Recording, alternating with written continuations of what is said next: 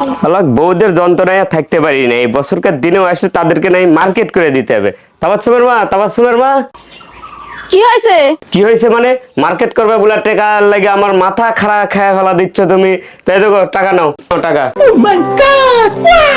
মার্কেটে যায় তোমাদের মা বিটির কি কি লাগে সবকিছু কিনে নাও। কেন তুমি যাবে না আমাদের সাথে? আমি যাইতে পারবো না, আমার জীবনের মায়া আছে।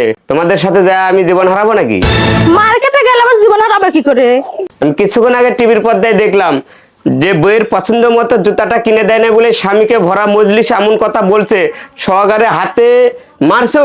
স্বামী দুঃখে কষ্টে ডাব কাটা ছুরি দিয়ে গলায় ফাঁস মেরে দিছে।